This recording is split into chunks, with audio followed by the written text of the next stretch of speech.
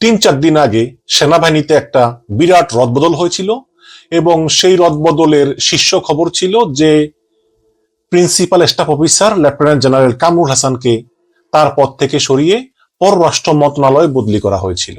এখন আজকের খবর, দ্বিতীয় দফায় সেনাবাহিনীর শীর্ষ পর্যায়ের রদবদল। আমি এই খবরটা পড়ি আমার বিশ্লেষণ করব। এখানেও দেখা গিয়েছে লেফটেন্যান্ট জেনারেল মোহাম্মদ ফয়জুর রহমানকে সরিয়ে দেওয়া হয়েছে এবং আপনারা জানেন যে ডক্টর ইউনুস রেজিমে এই লেফটেন্যান্ট জেনারেল কামরুল হাসান এবং লেফটেন্যান্ট জেনারেল ফয়জুর রহমানকে পাকিস্তানপন্থী বলে চিহ্নিত করত বিভিন্ন ভারতীয় এবং Awami media.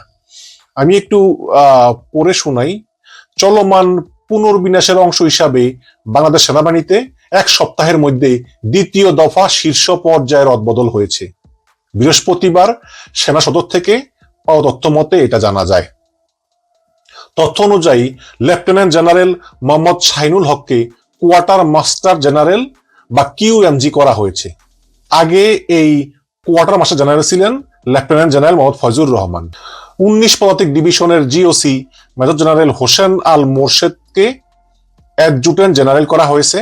Major general MD Hakimuzzaman mister commandant এবং মেজর জেনারেল এমডি নাসিম পারভেজকে পররাষ্ট্র মন্ত্রণালয়ে বদলি করা হয়েছে এবং কোয়ার্টার মাস্টার জেনারেলের মতো গুরুত্বপূর্ণ পদ থেকে সরিয়ে লেফটেন্যান্ট জেনারেল মোহাম্মদ ফয়জুর রহমানকে জাতীয় প্রতিরক্ষা কলেজের কমান্ডেন্ট করা হয়েছে, মানে পদ থেকে সরিয়ে দেওয়া হয়েছে। সেনাবাহিনীতে কিন্তু কিছু পদ খুব গুরুত্বপূর্ণ, যেমন সেনাপ্রধান, তারপরে principal staff officer, quarter master general এবং চিফ অফ আর্মি স্টাফ। তো এগুলো খুবই গুরুত্বপূর্ণ। তো এর আগে এই প্রিন্সিপাল স্টাফ অফিসার থেকে সরিয়ে দেওয়া হলো লেফটেন্যান্ট জেনারেল কামরুল হাসানকে এবং আজকে সরিয়ে দেওয়া হলো লেফটেন্যান্ট জেনারেল ফয়জুর রহমানকে কোয়ার্টার মাস্টার জেনারেলের পদ থেকে। এবং প্রশ্ন হচ্ছে যে আসলে এগুলো কেন করা হয়েছে, তারেক রহমান সরকার কিসের প্রভাবে এগুলো করতেছে। একটা সময় ছিল যখন ইউনূস সরকারের সময় কিন্তু সেনাবাহিনীর উপর ইউনূস সরকারের কোনো প্রভাব ছিল না। সেনাবাহিনীর প্রধান নিজের ইচ্ছা মতো অনেক কিছু করতেন, কিন্তু যেহেতু এখন একটা নির্বাচিত সরকার, এখন কিন্তু সেনাপ্রধান ইচ্ছা করলে কিছু করতে পারেন না। এবং এই যে এই সকল বদলি, তারপরে পদোন্নতি, এগুলি সবকিছু কিন্তু তারেক রহমান সরকারের আদেশেই হচ্ছে বা তার ইচ্ছা অনুসারে হচ্ছে, এতে কোনো সন্দেহ নেই। সুতরাং এই যে এগুলো হলো, পাকিস্তানপন্থী বলে পরিচিত লেফটেন্যান্ট জেনারেল কামরুল হাসান এবং লেফটেন্যান্ট জেনারেল ফয়জুর রহমান এদেরকে অপেক্ষাকৃত কম গুরুত্বপূর্ণ পদে দেওয়া হলো। মাত্র 1 সপ্তাহ আগে লেফটেন্যান্ট জেনারেল কামরুল হাসানকে প্রিন্সিপাল স্টাফ অফিসার থেকে পরিবর্তন করা হলো এবং নতুন প্রিন্সিপাল স্টাফ অফিসার হলেন lieutenant general M Mainur Rahman. এবং ধারণা করা হয় যে পরবর্তী সেনাপ্রধান হয়তো এম মাইনুর রহমানই হতে পারেন, যদি তিনি সরকারের কথা মতো সব কাজকর্ম করেন। এবং লেফটেন্যান্ট জেনারেল কামরুল হাসানকে বদলি করা হলো পররাষ্ট্র মন্ত্রণালয়ে। শুনতে কিন্তু অনেক ভালো শোনা যায়, কিন্তু পররাষ্ট্র মন্ত্রণালয় একটা ডাম্পিং পোস্ট, মানে যাকে সেনাবাহিনীর ভিতরে আর রাখা দরকার নাই, সেনাবাহিনীর ভিতরে নাক গলানো দরকার নাই, তাকে পাঠানো হয় ওই পররাষ্ট্র মন্ত্রণালয়ে। এবং এই যে quartermaster general QMG lieutenant general Foyzur Rahman, তাকে পাঠানো হলো প্রতিরক্ষা কলেজের কমান্ডেন্ট পদে। কম গুরুত্বপূর্ণ পোস্টে তাকে পদায়ন করা হলো। আপনারা জানেন যে ডক্টর ইউনূসের আমলে প্রায় 13 বছর পরে বাংলাদেশ সফরে এসেছিলেন পাকিস্তানের পররাষ্ট্রমন্ত্রী ইসাকদার, এবং এরপর থেকেই মূলত পাকিস্তান সরকারের ইচ্ছায় এবং ইউনূস সরকারের ইচ্ছায় কিন্তু দুই দেশের সম্পর্ক উন্নতি লাভ করে এবং প্রতিরক্ষা নীতিতেও দুই দেশ পারস্পরিক সহযোগিতা বিনিময়ের ক্ষেত্রে ইচ্ছা পোষণ করেন। আপনারা জানেন যে শেখ হাসিনা পালিয়ে যাওয়ার পরে পাকিস্তানের প্রধানমন্ত্রী শাহবাজ শরীফ, তিনি ডক্টর ইউনূসের সঙ্গে কিন্তু একাধিক বৈঠক করেছে। এবং গত বছরের জানুয়ারি মাসে, মানে এখন থেকে 1 বছর 1 মাস আগে, বাংলাদেশ সেনাবাহিনীর তৎকালীন principal staff officer lieutenant general Kamrul Hasan, তিনি সরাসরি পাকিস্তানে গিয়ে সাক্ষাৎ করেছেন পাকিস্তানের সেনাপ্রধান ফিল্ড মার্শাল আসিফ মনিরের সঙ্গে, যেটা কিন্তু ভারত ভালোভাবে নেয়নি। ঠিক এর পরের মাসেই ফেব্রুয়ারিতে পাকিস্তান সফরে যান নৌবাহিনীর প্রধান মোহাম্মদ নাজমুল হাসান, যদিও তিনি এখনো শপথে অধিষ্ঠিত, বাট কয়দিন থাকেন আমি জানি না। এরপরে এপ্রিল মাসে পাকিস্তানের পররাষ্ট্র সচিব আমেনা বেলুচ, তিনি আবার ঢাকা সফরে আসেন। এরপর মে মাসে পাকিস্তান ভারত যুদ্ধ শুরু হলে পাকিস্তানের পররাষ্ট্রমন্ত্রী ইসাকদারের ঢাকা সফর পিছিয়ে যায়। তবে জুলাইয়ে পাকিস্তানের স্বরাষ্ট্রমন্ত্রী মোহসেন নকভি, তিনি আবার ঢাকা সফর করেন। সেই বছরের আগস্ট মাসে ইসাকদার, তিনি ঢাকা সফরে আসেন এবং পাকিস্তানের পররাষ্ট্রমন্ত্রী যে মুহূর্তে ঢাকা সফর এলেন, ঠিক সেই মুহূর্তে আবার পাকিস্তান সফরে গিয়েছেন বাংলাদেশ সেনাবাহিনীর কোয়ার্টার মাস্টার জেনারেল, যাকে আজকে পদ থেকে সরিয়ে দেওয়া হলো, lieutenant general Foyzur Rahman. Lieutenant general Foyzur Rahman পাকিস্তানে গিয়ে তিনি পাকিস্তান সেনাবাহিনীর জয়েন্ট চিফস কমিটির চেয়ারম্যান জেনারেল শাহিন শামশাদ মির্জার সঙ্গে একান্ত বৈঠক করেন। এইসব বৈঠকগুলো নিয়ে কিন্তু দেশে বিদেশে সেই সময় অনেক আলোচনা হয়েছে, বিশেষ করে আওয়ামীপন্থী মিডিয়া এবং ভারতীয় মিডিয়া তারা এই লেফটেন্যান্ট জেনারেল কামরুল হাসান এবং লেফটেন্যান্ট জেনারেল ফয়জুর রহমানকে পাকিস্তানের চর বলে উল্লেখ করেছেন এবং তারা বলতেছেন এই দুই লেফটেন্যান্ট জেনারেল তারা জামাতপন্থী। আরেক পাকিস্তানপন্থী লেফটেন্যান্ট জেনারেল মানে বলে কি পাকিস্তানপন্থী লেফটেন্যান্ট জেনারেল ফয়জুর রহমান। আমরা তো বলি ভাই বাংলাদেশপন্থী, কিন্তু পাকিস্তানপন্থী বলে আওয়ামী মিডিয়া এবং ভারতীয় মিডিয়া। তো এই লেফটেন্যান্ট জেনারেল ফয়জুর রহমানকে নিয়ে কিন্তু অনেক কানাঘুষা আছে। আমি শুধু একটু আপনাদেরকে একটা মানে ভারতীয় একটা মিডিয়ার কিছু একটা খবর আপনাকে দেখাই, তাহলে আপনি বুঝবেন। বর্তমান এটা কলকাতার একটা সংবাদ মাধ্যম, তো এখানে লিখেছে বাংলাদেশ সেনাবাহিনীর অভ্যন্তরে বিদ্রোহের ছক করেছিলেন আইএসআই ঘনিষ্ঠ অফিসার। সেনাবাহিনীর পদ থেকে জেনারেল ওয়াকারুজ্জামানকে সরিয়ে দেশের ক্ষমতা দখলই ছিল তার লক্ষ্য এবং এই চক্রান্তে দোসর ছিল জামাত ইসলামী, যারা কিনা মুক্তিযুদ্ধ বিরোধী অপশক্তি। কিন্তু সেই খবর ফাঁস হয়ে যাওয়ার পরে অভিযুক্ত লেফটেন্যান্ট জেনারেল ফয়জুর রহমানকে ইতিমধ্যে নজরবন্দি করা হয়েছে। খবরে প্রকাশ সেনা মহলে লেফটেন্যান্ট জেনারেল ফয়জুর রহমান একজন পাকিস্তানি সমর্থক অফিসার হিসেবে পরিচিত, পাশাপাশি জামাত ইসলামের সঙ্গেও রয়েছে তার সখ্য। জানা গিয়েছে চলতি মাসের প্রথম সপ্তাহে গুরুত্বপূর্ণ ডিভিশনাল কমান্ডারদের বৈঠকের জন্য ডেকেছিলেন লেফটেন্যান্ট জেনারেল ফয়জুর রহমান, কিন্তু এই বৈঠকের কথা গোপন করা হয়। কিন্তু গোপন সূত্রে সেই খবর জেনে যান সেনাপ্রধান জেনারেল ওয়াকারুজ্জামানের সচিবালয়। সঙ্গে সঙ্গে সেখান থেকে সতর্ক বার্তা পাঠানো হয় যে শীর্ষ সেনা অফিসাররা যাতে এই বৈঠকে অংশগ্রহণ না করে, এবং তাতেই পরিকল্পনা ভেস্তে যায় যে লেফটেন্যান্ট জেনারেল ফয়জুর রহমানের। সূত্রের খবর যে গত কয়েক মাস থেকেই চক্রান্তের জাল সাজাচ্ছিলেন বাংলাদেশ সেনাবাহিনীর এই পাকিস্তানপন্থী কর্মকর্তা। গত জানুয়ারি এবং ফেব্রুয়ারি মাসে পাকিস্তানের কূটনীতিক এবং জামাত ইসলামের সঙ্গে গোপন বৈঠক করেন লেফটেন্যান্ট জেনারেল ফয়জুর রহমান, এবং সেই খবরও ওয়াকারের কানে চলে যায়। তার নির্দেশেই ফয়জুরের উপর নজরদারি শুরু করেন বাংলাদেশ সামরিক গোয়েন্দা সংস্থা ডিজিএফআই। তো এটা হচ্ছে গিয়ে এই ভারতীয় মিডিয়ার খবর। এই খবর প্রকাশ করা হয়েছে গত বছরের 11ই মার্চ, মানে আজ থেকে প্রায় 10-11 মাস আগে। তো এটা হচ্ছে আসলে এই লেফটেন্যান্ট জেনারেল ফয়জুর রহমানের উপর ভারতীয় মিডিয়ার চিন্তা ভাবনা। পাকিস্তানপন্থী, জঙ্গি, আইএসআই, জামাত ইসলামী, মানে এমন কোন উপাধি বাদ নাই যে তাকে তারা দিয়েছেন। এবং আপনারা অবশ্যই জানেন যে লেফটেন্যান্ট জেনারেল কামরুল হাসান তিনি ডক্টর ইউনুস রাস্তাভাজন ছিলেন, এবং একটা গুঞ্জন ছিল যে জেনারেল ওয়াকারুজ্জামানকে সরিয়ে লেফটেন্যান্ট জেনারেল কামরুল হাসানকে আসলে সেনাবাহিনীর প্রধান বানানো হবে। কারণ জেনারেল ওয়াকারের প্রতি বিভিন্ন কারণে ডক্টর ইউনুস অত্যন্ত বিরক্ত ছিলেন। কারণ জেনারেল ওয়াকারুজ্জামান তিনি চাইতেন দ্রুত নির্বাচন দিয়ে এই সরকার সরে যাক, এবং জেনারেল ওয়াকার চাইতেন যে সেনাবাহিনীর যেই অভিযুক্ত সেনা অফিসার তাদের বিচারটা আসলে সেনাআইনেই হোক। তো এই সমস্ত বিভিন্ন বিষয় নিয়ে ডক্টর ইউনুস, তার নিরাপত্তা উপদেষ্টা খলিলুর রহমান, চিফ প্রসিকিউটর তাজুল ইসলামের সঙ্গে এই সেনাবাহিনীর প্রধানের একটা মনস্তাত্ত্বিক দ্বন্দ্ব চলছিল। এখন ইউনুস সরকার আর নাই, খলিলুর রহমান এখন আবার জেনারেল ওয়াকারের কাছের লোক, বিএনপির কাছের লোক। তো এখন তো এরকম নাই। এই পরিবর্তিত পরিস্থিতিতে আসলে লেফটেন্যান্ট জেনারেল কামরুল হাসান তিনি একা হয়ে গিয়েছেন। যে তিনি ছিলেন ডক্টর ইউনুসের কাছের লোক, ডক্টর ইউনুস জেনারেল ওয়াকারকে সেনাবাহিনীর প্রধান থেকে সরিয়ে এই লেফটেন্যান্ট জেনারেল কামরুল হাসানকে সেনাবাহিনীর প্রধান করতে চেয়েছিলেন। সেই সময় তো আর নাই।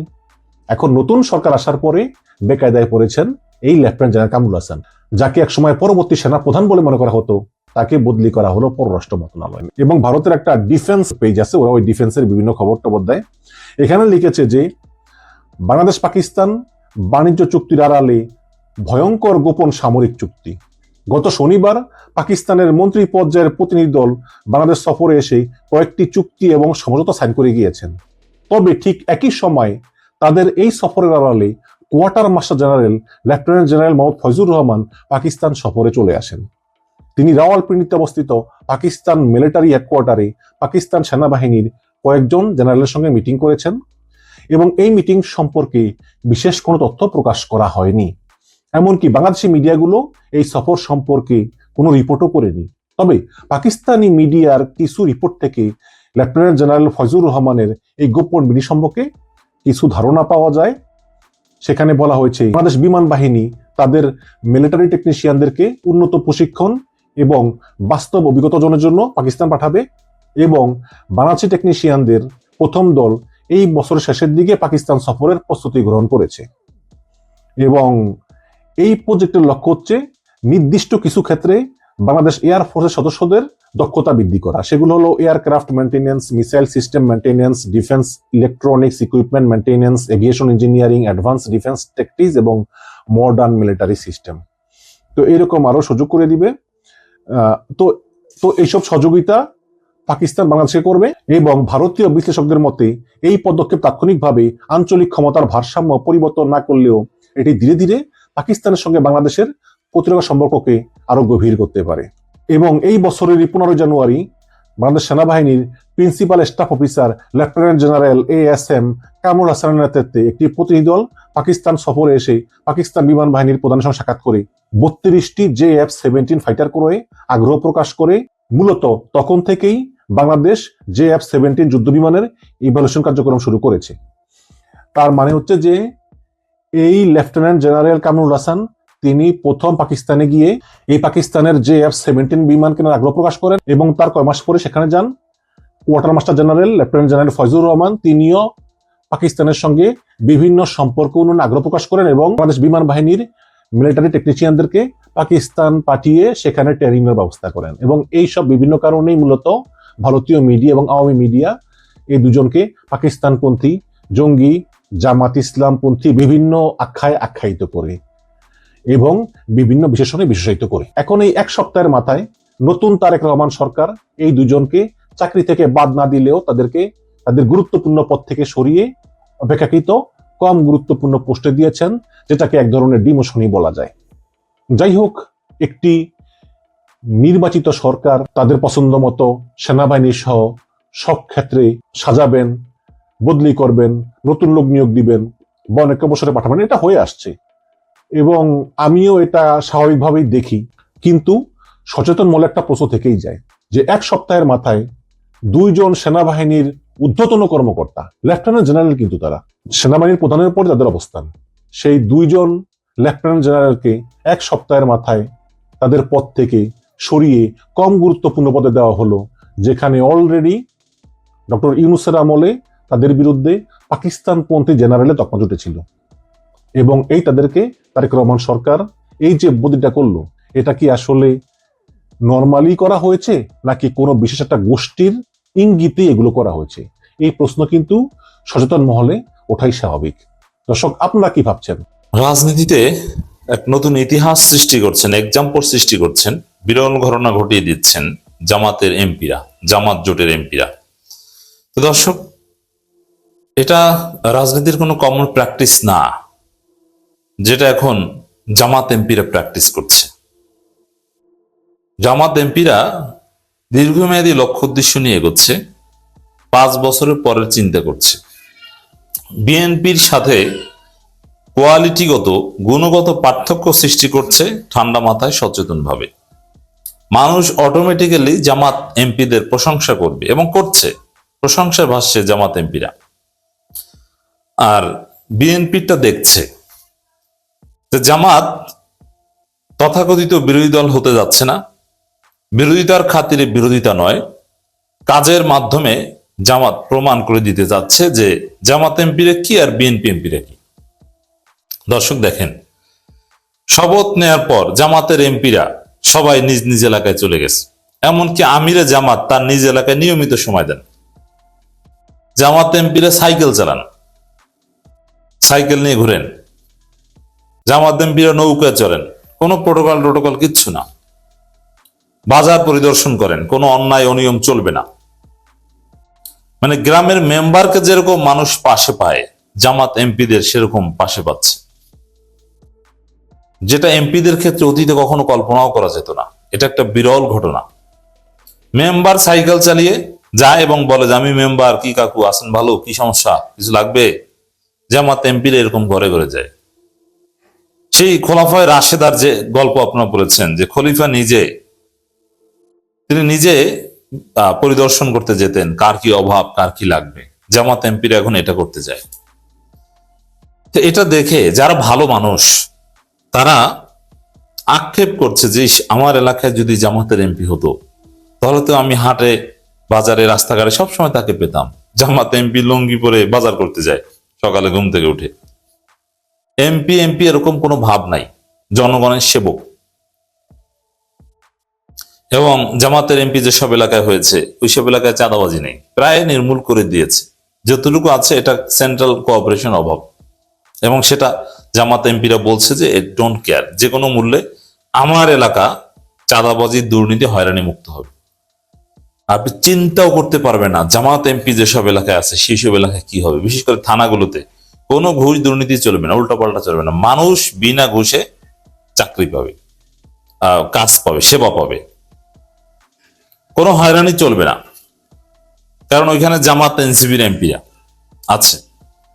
থানায় গেলে থানার মতো খারাপ জগৎ, থানার মতো খারাপ জায়গা, এটা ক্যাসিনো এর চাইতে ভালো জায়গা। ক্যাসিনো তো কিছু নিয়ম কানুন বা কিছু সমতা আছে। ক্যাসিনোতে আমি গিয়েছি, দেখেছি, বাংলাদেশে না হলো অন্য জায়গায়, মানে দেখার জন্য, অবজার্ভ করতে। সেখানেও পারস্পরিক শ্রদ্ধাবোধ বা একটা নিয়ম অনুযায়ী তারা জুয়া খেলে। কিন্তু বাংলাদেশের থানাগুলোতে আপনার টাকা নাই, গরিব, আপনার পাওয়ার নাই, আপনি ধৈঞ্চা। এই থানার মতো খারাপ জায়গা, নিকৃষ্ট জায়গা আর হয় না। সেই থানা এখন মানুষের জন্য ওপেন এবং সুন্দর একটা আস্থার জায়গা, কোনো টাকা পয়সা চলবে না। হাসনাত আব্দুল্লাহর ভিডিও দেখেছেন? ওসিকে পাশে বসিয়ে সেকেন্ড অফিসার দুইজনের নাম ধরে বলছেন যে এরা ঘুষ খায়, এরা কারাপ্টেড, এদেরকে ঠিক করেন, নইলে এখানে চাকরি করতে পারবে না। 1 টাকা ঘুষ খাওয়া যাবে না, ঘুষ টুস বন্ধ। এর মানে হাসনাত আব্দুল্লাহর দেবিদারে কোনো ঘুষ নাই, ওইখানেই বন্ধ। এবং কিভাবে পরিস্থিতি নিয়ন্ত্রণ করছে দেখছেন? প্রথমে এমপি নিজে যে বুঝাচ্ছেন যে আমি তো আপনাদের সন্তান, আপনাদের ভাই, আপনাদের কাছে আমার পুলিশ কিংবা ম্যাজিস্ট্রেট নিয়ে আসতে হবে কেন, প্লিজ এই অন্যায়টা করেন না।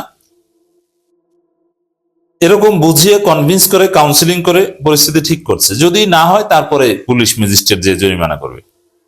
আমির হামজার কার্যক্রম সবচেয়ে আলোচিত হচ্ছে, যদিও আমির হামজার মতো অন্য সবাই করছে, কিন্তু আমির হামজা স্পেশাল হওয়ার কারণে তারটা গণমাধ্যমে বেশি আছে।